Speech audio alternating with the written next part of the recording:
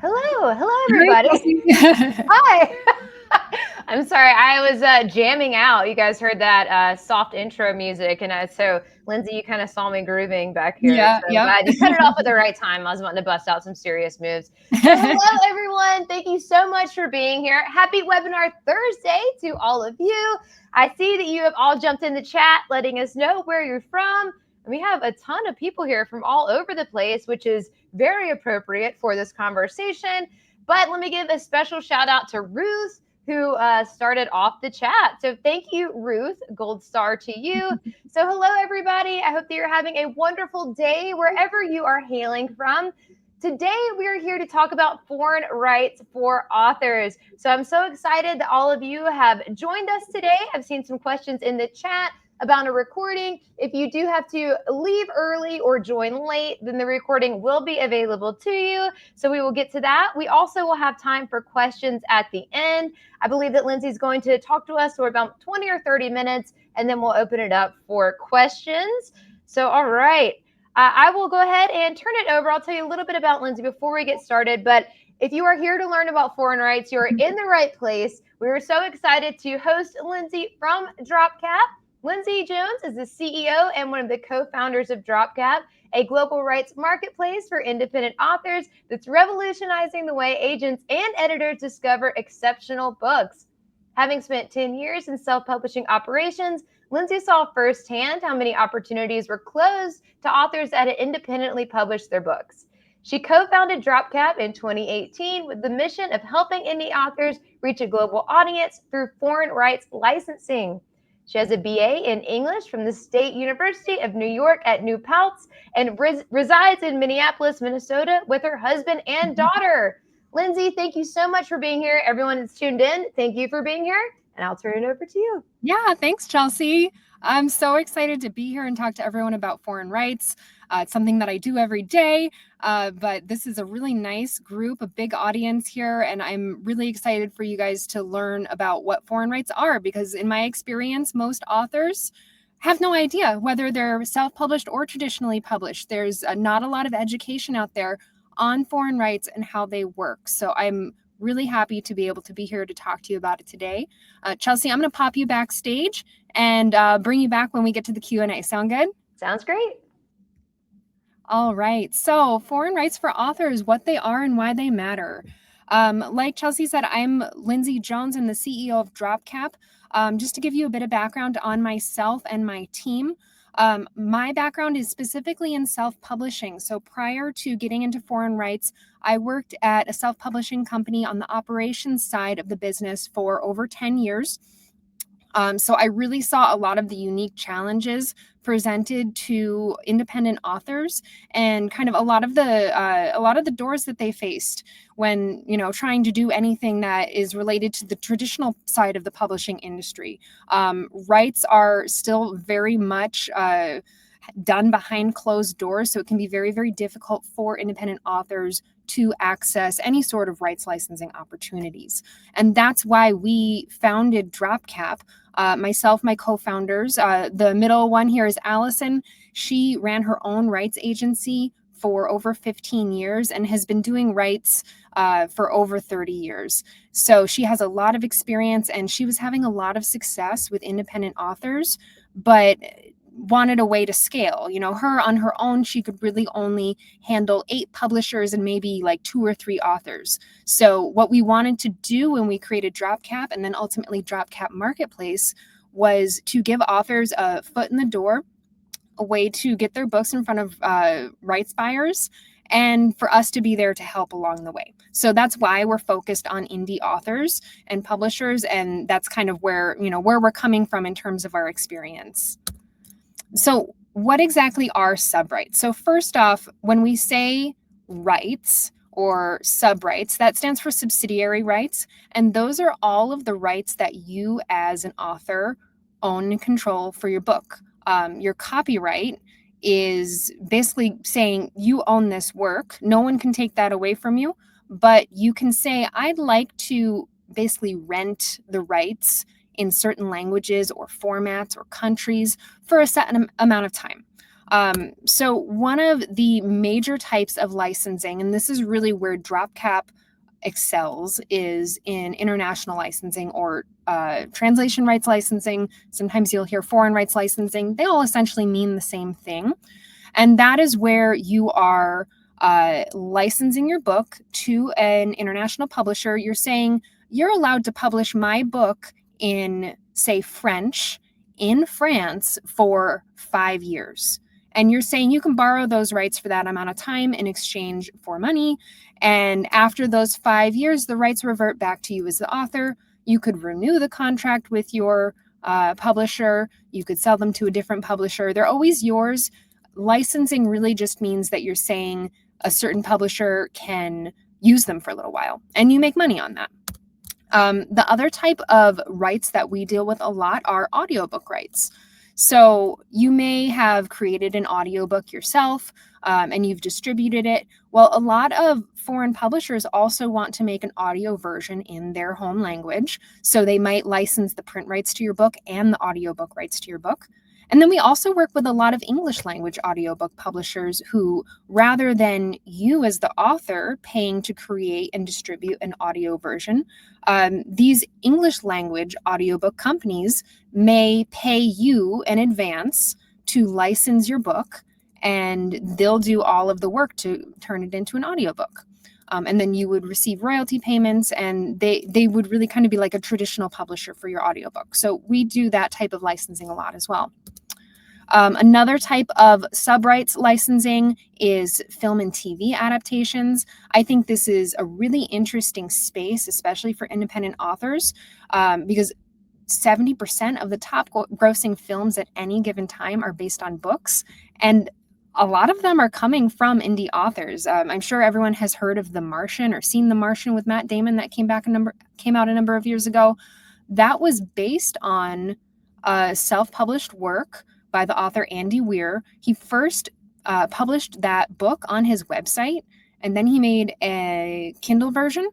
And then an audiobook company actually approached him and licensed the audiobook rights. And then I believe it was the studio was Fox. They optioned the film rights, and the rest is history. So that's an interesting space. DropCap doesn't do a lot of work in film and TV, but I like to talk about it so that you kind of have a full knowledge of what different types of subrights are. Tons of other formats are considered subsidiary rights. So you have your original edition of your book, whether that's hardcover, softcover, or ebook. But a publisher can come along and say, I'd like to license the content of your book to create a large print edition. Or I'd like to create a book club edition. That would be one where it has questions in the back, maybe has a different cover treatment.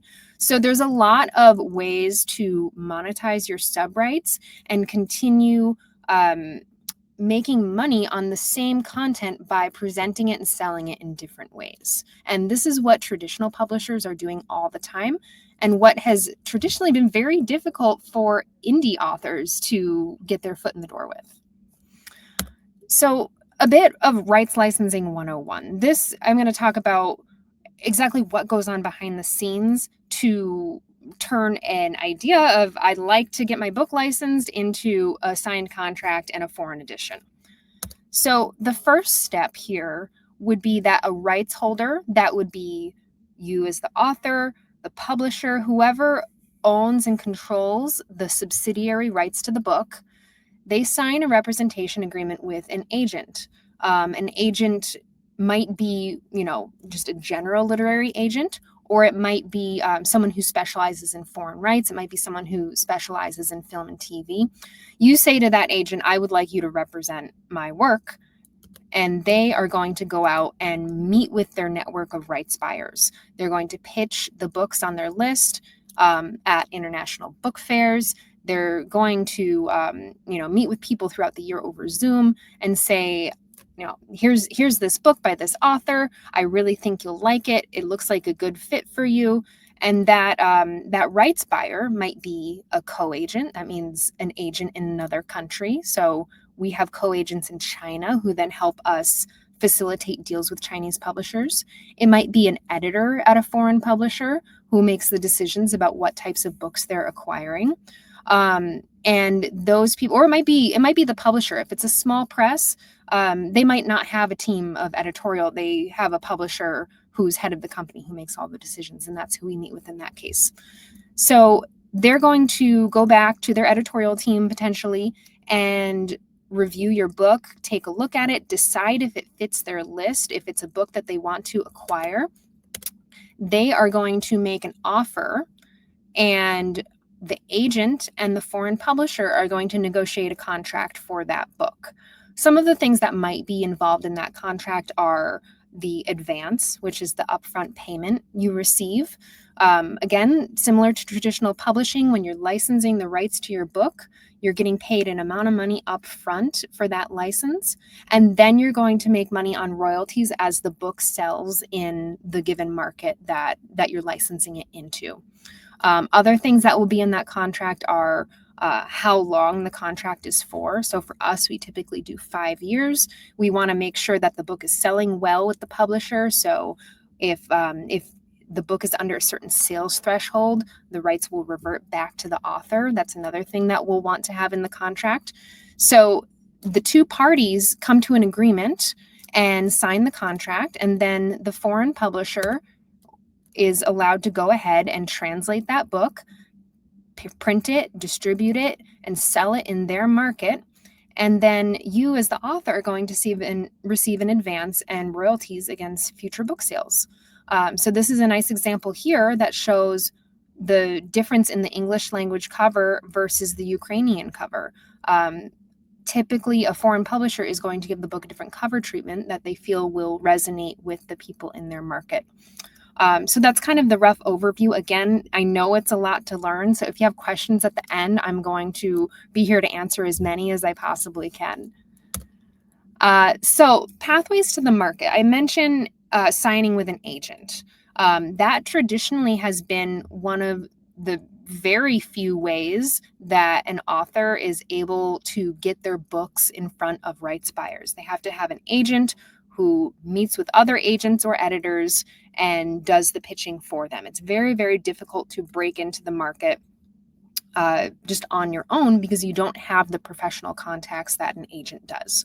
So one way is to engage a rights agent where you're writing query letters and getting one to take you on.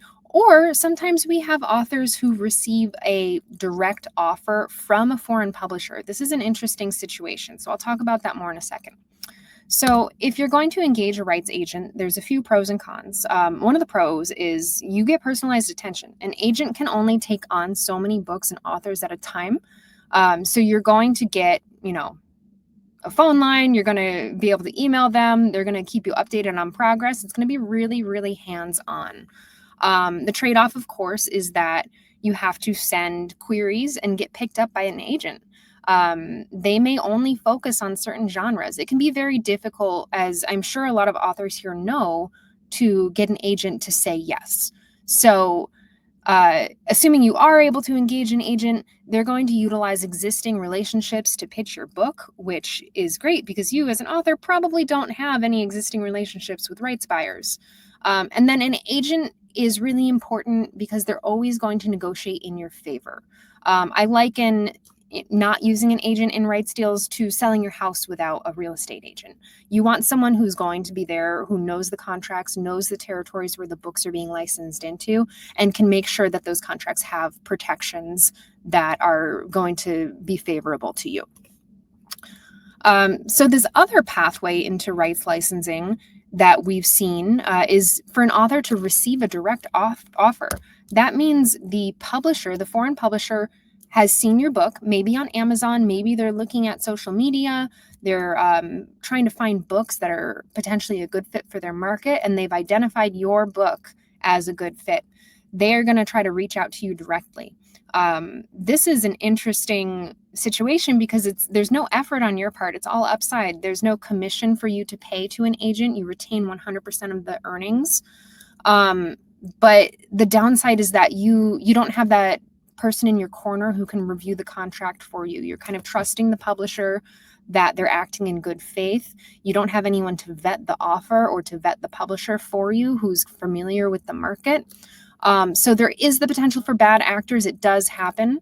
And then it's kind of passive. It's really difficult to leverage this into additional deals because you still don't have the contacts in other countries to try to make something of this. So you've gotten a contract with the publisher. It's great, but how do you turn that into more? So the way that DropCap has developed access for independent authors is to create this marketplace where you have access to licensing opportunities without agency representation. So when you work with DropCap to list your book on the marketplace, we're not actually your agent. We are putting it in front of our network of 2,700 plus global rights buyers, and they're using this marketplace to find books that they may want to license. This is giving you a way to proactively take control of your subsidiary rights. And then if you do get interest in your book, if you get an offer or an inquiry, at that point, we have experienced rights agents that can still help you when you need it. It's a totally agnostic platform. So if you do happen to have an agent, you can still have your book on DropCap Marketplace for the exposure to our network of rights buyers. And then you could hand off any offers to your existing rights agent. You're not required to work with DropCap as your agent if you list your book on the marketplace. But we're always there to help. So it's really giving you a way to have access to rights licensing opportunities, get your book in front of the actual decision makers, which is really important to us in an industry that is not always friendly to independent authors. And then it's up to you where you want to go from there. So I like to talk a bit about whether your book is a good fit. I get a lot of questions that say, is fantasy good for licensing? Is YA horror good for licensing? Like very specific genre questions. And my answer to that is almost any genre it can be licensed. We can and do license fiction, nonfiction, YA, children's books, middle grade, all different types of books. And the types of genres that are of interest to international rights buyers really varies. So right now we've been seeing a big trend in romantasy, which is romantic fantasy on the fiction side. And we've been seeing a lot of interest in kind of like crossover self-help business career type books, other types of wellness books on the nonfiction side. But that being said, we don't always know what the trends are and how they're going to shift, and they vary from market to market. So I always say the marketplace is a good way to get your book in front of rights buyers and see if there's going to be interest. It's very low cost for you, and it helps you test the waters and understand if your genre or the topic that you're writing about is going to be of interest in different areas of the world. So what are some universal things that rights buyers are looking for? They want to see a professionally designed cover. As you can see here on the right, every book that they're going to be looking at on the marketplace, the very first thing that they're going to see is the cover. So you want to make sure that's really eye-catching, just like it would, you would want to make sure when you're putting your book up for sale for readers. That's also the first thing that's going to catch the eye of a potential rights buyer. You want to make sure your subject matter is broadly appealing. And what I mean by this is that the contents, whether it's fiction or nonfiction, is going to resonate with a lot of different types of people. So it's not too focused on U.S. topics or U.S. concerns. The example I like to use here is if your book is about the United States healthcare system, it's probably not going to travel very well to other parts of the world because they don't care what's going on with our medical system, or theirs is vastly different and it's just not applicable to them. So that's what I mean when I say that it's broadly appealing. Rights buyers want to see that you have a domestic marketing plan in place. You don't necessarily have to have huge sales numbers to do well with foreign rights licensing. They want to see that you have actively engaged with your audience, whether that's through social media or other types of web presence, if it's a newsletter. They want to see that maybe you're getting some good press or endorsements, if you've won any awards. Those are all indicators that you're engaged and that you're doing well in the US, in your domestic market, even if that doesn't necessarily translate into huge sales numbers. So I always like to make sure authors understand you don't need to be a bestseller to have a really robust foreign rights program for your book. Wonderful. Well, I'm right at the 20-minute mark, so I did really good on my time here, but I have a feeling we're going to have lots of questions. So I'm going to move on to the questions portion of the talk, and I'll see if I'm just going to scroll up a bit if there's any questions that have already been asked, and then I'll pop some up on the screen here.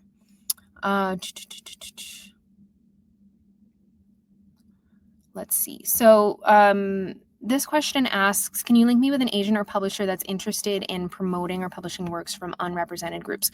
So I'm not able to link anyone up with an agent, but I will say we have in our network of over 2,700 rights buyers, we have a lot of publishers that are interested in licensing content from underrepresented groups.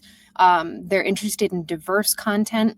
So if you're looking to get your foot in the door with foreign rights, the marketplace can be a good place to start, either indefinitely or while you're looking for an agent.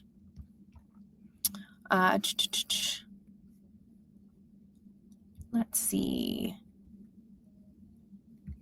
If we don't have agent representing authors, how do we get the best deals and protections from bad actors? So my answer to this would be, say you get an offer from a foreign publisher. My answer to that is get an agent. Most times if you've had trouble engaging an agent previously, when you have an offer on the table, the agents come out of the woodwork and they want to represent you. So again, just like you wouldn't sell your house without having a real estate agent, if you get an offer and you get a contract from a foreign publisher, engage an agent at that point. Say, I have this contract, I have this offer, I need an agent to guide me on this.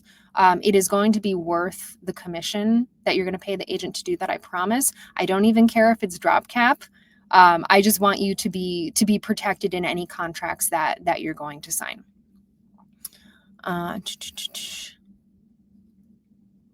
Let's see. Oh, this is I'm just making sure I'm not missing anything here. And again, if we go long on questions, there's going to be a replay. So feel free to drop if you need to, and we will send this out to you afterwards.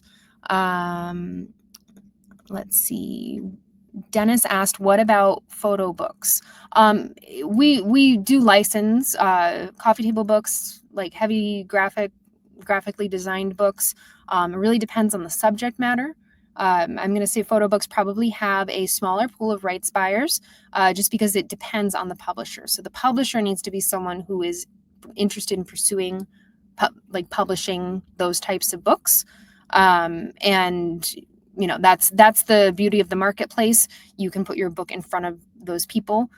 We actually use an algorithm that looks at the type of book that's being listed on the marketplace, and then the interests and needs and past buying habits of our rights buyers. So when the book is listed on the marketplace, it's actually being proactively pitched to the rights buyers that we think are going to be the best fit for that book. So even if it is something a little bit more niche, like a photo book, we are going to identify rights buyers in our large network that are going to be the best fit and are going to be potentially the most interested. So it's very targeted, and it lets us place books that are a little bit more niche. Can you tell us more about how to subscribe to DropCap? That's a great question. Thank you for asking it. On the screen here, you'll see we have a link specifically for Lulu authors, dropcapmarketplace.com/AFF/Lulu. You can go to that page and you will be automatically get the 10% discount that we're offering to Lulu authors. Or you can just go to dropcapmarketplace.com and put in the code LuluRights for 10% off your subscription. So I like to be super transparent about pricing. For one book, the price is $297. For up to 10 books, the price is $397. And then we also have an enterprise tier if you have more than 10 books, and the price for that is $12.49. It is an annual fee. The reason we do this annually is because rights licensing can be a very lengthy process. From the time that your book is listed, you have to consider that it has to be promoted to the rights buyers. They have to look at it. They have to potentially review it with an editorial team. They might have other seasonal considerations. It can be 6, 9, 12 months or more from the time a rights buyer sees a book and when they actually end up licensing it. So we want to make sure you're on the marketplace for at least a year to give you the best chance of success. And I just realized I left poor Chelsea behind stage. So I'm going to pop you back up here. And Chelsea, if you have any questions as well that have come up, please feel free to chime in. Otherwise, I'm going to keep going through the chat questions as much as I can. You're doing great. You're nailing it. I have no notes for you. Awesome. This is a great question. What's a typical advance for nonfiction books and children's picture books? The advance amount is really going to vary based on the market. So by market, I mean the country that the book is being licensed into. Smaller markets with less readership are going to offer a smaller advance. So for example, either nonfiction or children's, that's going to be maybe a $700 or $750 in like Turkey or Vietnam, for example. But those same books could potentially get an advance of $2,000, $3,000, $5,000 in more established publishing markets like Germany, Japan. So we're seeing, low 4 figures for many markets, and then the smallest markets are maybe like around the $700 range. I don't know if this has been asked yet, but I will note that there is a difference between fiction and nonfiction. Nonfiction typically, and this is, not all the time, but typically is a lower advance, but can license much more quickly. So we have a lot of interest in nonfiction books from developing publishing markets like China and India, where they have a big population, but not as many of their own authors. So they're licensing a lot of content, and they're doing a lot of very quick licensing of nonfiction books. So the advance on nonfiction can be a little bit lower, but you have a greater chance of being licensed more quickly. Fiction, on the other hand, we're typically seeing higher advances for fiction, but the time to license it can be a lot longer because it's more competitive. A lot of markets have their own authors that they're working with in their own country. It has to be very, very special for them to want to license it. So that's kind of the trade-off. I think both fiction, we license both, fiction and nonfiction children's YA. But the trade-off is that you're probably going to see a longer timeline with fiction, but you are likely to see a higher advance. So it's just kind of an interesting part of what's going on in the industry in the past several years. Do the buyers of your rights take care of printing? Yes, that's a great question. So when your book is licensed to a foreign publisher, it's very similar to a traditional book deal. So they are getting the rights to use the content of the book. So they pay for and take care of the translation. They pay for and take care of the printing and distribution, and they pay for all of the marketing that's happening in their own country. They're doing the work to get the book into local bookstores. So they're covering all of the costs. They're paying you in advance, but then with independent publishing, you're used to making a much higher percentage of your book sales. In this instance, your royalty percentage might range from 6 to 10% of the book list price, because the publisher is taking on all of the risk and all of the cost. So again, very similar to a traditional publishing deal, but the advantage is that they know their market. They're much more likely to be able to get it into local bookstores and do the types of marketing that need to be done than you are if you're translating the book and then just say putting it on Amazon in that specific country. So Corinne asked, this one's a bit longer, so I'm not going to pop it up, but can you give us some ballpark figures for the financials? I've been selling the translation rights to my book for $1,500 per language. That's pretty good. But I just pulled that number out of the air. Yeah, so Corinne is saying that she's been selling translation rights to her book for $1,500 per language. And kind of this goes back to what I was saying previously. That $1,500 may be good in one market, but you may be underselling yourself in another. It's very dependent on the market norms. And that's why having an agent can really help with that.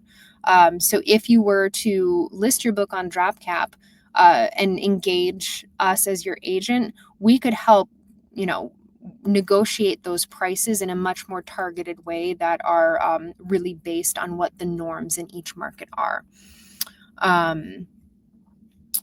And this is a good one. How can you ensure there's no plagiarism or rights violations from other countries? So basically, there's a few parts to this. So one of the questions we get asked a lot is, how can we make sure that the translation is good? And how do we deal with like piracy and that sort of thing when books are being translated and sold overseas? So one of the best ways actually that we've found to combat piracy in other countries is to get an official edition of your book in that country. So say, for example, you license your book to an Indian publisher. They are going to go after any pirated copies and put a stop to that in India, because they have a vested interest in making sure that their official edition is the only edition of your book for sale in that country. So licensing the book can actually help reduce issues of rights violations from bad actors in that particular country. As far as plagiarism goes, I mean, that's very similar to the US. Whenever you put a work out into the world, you are at risk of being plagiarized, and the publisher again has a vested interest to go after any instances of that if they're brought to their attention and they're found. But obviously we can't guarantee that your book would never be plagiarized, just as you can't guarantee that here in the US. So Kristen asked, what's it like querying you? I sent a proposal a few years ago, never got a response. Is that a typical experience? So I apologize if you sent us a proposal and didn't hear back. That's certainly not what we want to have happen. So I apologize, that might have just gotten lost in someone's email. I'm happy to pop my email address up on the screen afterwards so that if you have questions, you can contact me. But DropCap really doesn't work on a querying system. So you would want to sign up for DropCap Marketplace, and that is what's putting your book in front of our rights buyers. We don't engage in an agency relationship unless you have interest or an offer for your book and you would like us to be your agent. So again, it's totally agnostic. You don't have to use us as your agent. We find that a lot of authors do want to have us as their agent, which is wonderful. We're always really happy to hear that and happy to help. But we're not typically signing authors for representation on the front end. We're using the marketplace to help market their books to our rights buyers. And then when there is interest in the book, that's when you get the option of whether you'd like DropCap to be your agent or not.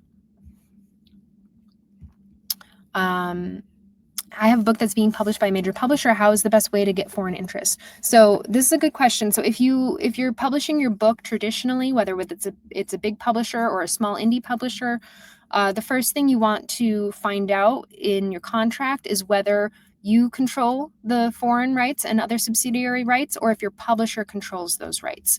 If the publisher controls the rights, it's kind of up to them to go after, getting it translated into other languages and getting it licensed.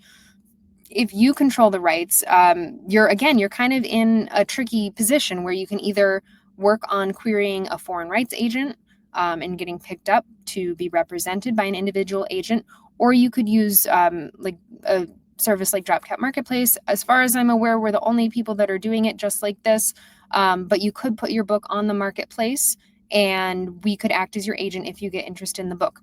That being said, again, because we don't have to be your agent, if your publisher is handling the foreign rights, I would check with them, but you should also be able to put them on the marketplace to increase the exposure of your book to our network of buyers, and then any interest that we received in the book, we could hand that off to your publisher. So it can be a way. I know a lot of authors that are being traditionally published are putting a lot of their own money into their marketing. So this could be a part of your marketing plan if you have the budget for it, and if you'd like to expand your reach and your potential success with foreign rights buyers, even if the publisher is the one controlling the rights. Again, I check the contract. I'd check with the publisher first.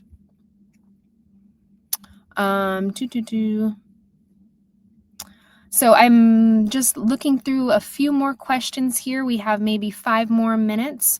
So I might skip a few. Again, I'll put my email up so you can email me afterwards.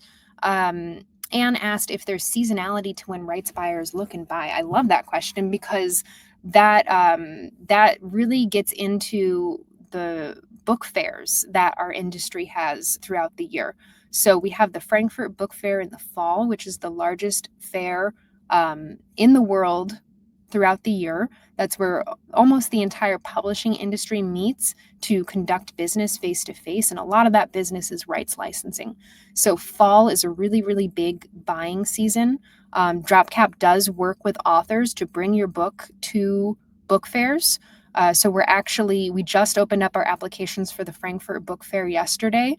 So if that's something you're interested in, we would want to get you signed up for DropCap, and we'll be continuing to send out information about the book fair because that's a really great way to get additional eyes, additional targeted exposure to your book, because we're meeting typically with over 150 rights buyers throughout the course of the fair. Very quick back-to-back 30-minute meetings where we're pitching all of the books that we have with us in person.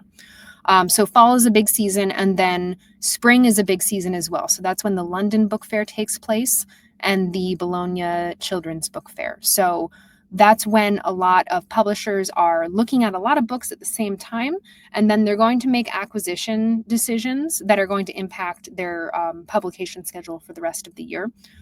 So there's a lot of competition, obviously, because they're looking at a lot of books at once, but they do typically save up their budgets and they're doing their licensing, the majority of it probably based on those book fairs and on that seasonality. How are agents' commissions determined? So DropCap receives a 20% commission, and that's pretty industry standard. I have seen agents that offer a commission as low as 10 or 15%. And it really depends on their level of experience. My co-founder, Allison, who ran her own agency, which was called Letter Soup, she always worked on a 20% commission. One, because she was very experienced and had an extensive list of contacts that she pitched to, but also because she really couldn't run her business or pay herself if it was any lower. So there's, the idea that if you're only paying a 10% commission, your agent might not be focused just on agenting books. They might have to have another job to actually do that. So definitely a trade-off. You're giving up a portion of your earnings to have a professional help you with licensing, but the more you pay, the more experience the agent should have. So in our experience, a lot of times the commission is made up for just by the fact that we know the market. We can negotiate a higher advance typically. We can negotiate higher royalties. A lot of the publishers we've worked with already, and we can say, okay, well, we know you paid this much for this book, so we know that you can raise the price another $1,000 or what have you. So your agent should be making up for their commission. And not only that, the peace of mind that the contract is going to be secure and in your favor. For me, that makes the fee make sense. I've been told the poetry genre hasn't had much of a relationship with agents. Do you find that poetry books have a market in DropCap Marketplace? I will be totally honest. Poetry is very difficult to license because of the translations. So it can be really hard to translate poetry. A lot of languages are longer than ours here in the US. The rhyme scheme obviously isn't the same. So it can be difficult to get poetry translated into other countries. Again, we do all different types of books. So I wouldn't say a hard no, but it's something that you might want to explore. Like if you wanted to just start with one book and see if there's any interest, you could certainly do that. But I will be totally honest, poetry can be very difficult to license. Okay, we just have time for one more question, I think. So I'm just going to take a quick look here. Oh,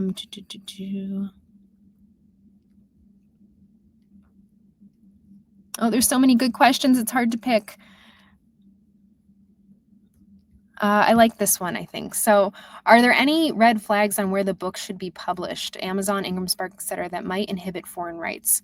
So in our experience, our rights buyers are looking for good books, quality content that is a fit for the types of books that they're trying to fill in their list. So they're seeing a demand in their market. They don't have any books locally that are filling that demand, or they don't have enough books locally that are filling that demand. So they want to go out and license a book from another place.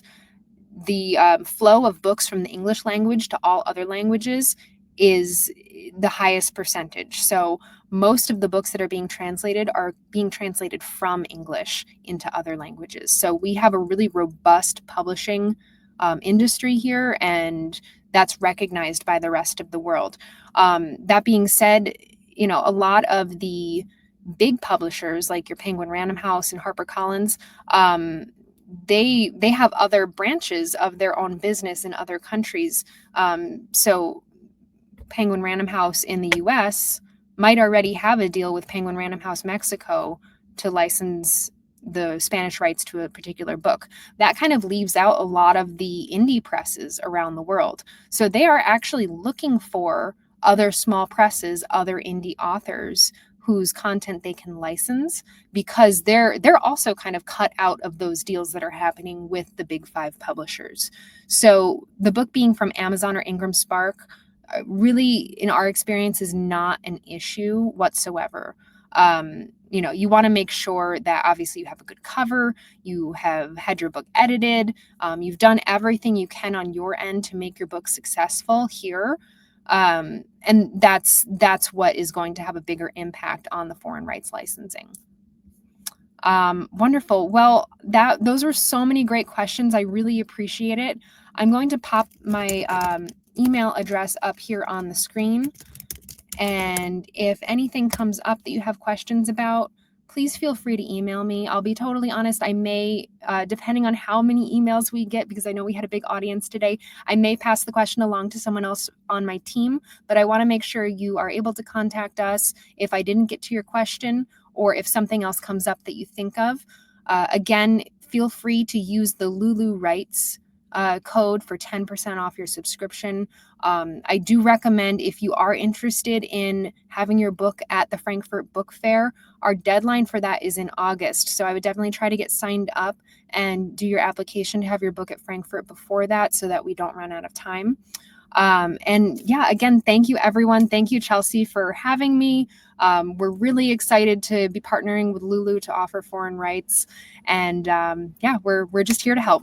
Yeah, well, thank you so much, Lindsay. This was so much wonderful information. Thanks, everybody, for tuning in. I dropped the link in the chat for the Lulu affiliate link, so grab that if you can. You have Lindsay's information. You guys had a ton of great questions, so don't hesitate to use it if you need to get those answered still. Keep an eye out on the email. We will be sending out a recording, and we will put this on, I think we're going to double YouTube this. So yes. On DropCap's YouTube channel, Lindsay, if you want to plug that, you can. Yeah, I would, but I don't know it off the top of my head. I think it's actually just at DropCap Agency. Yeah, and then also the video, if you signed up, will be automatically emailed to you as well. So you don't necessarily have to go search out the YouTube, but it'll be in both places. Perfect. Yeah. And ours is at lulu.com. So if you don't see the email or if you miss it, you can watch it there as well. So thank you, everybody. I hope you all have a wonderful morning, afternoon, evening, wherever you're hailing from. Lindsay, thank you so much. And we will see you all next time. Yeah. Thank you. Bye everybody.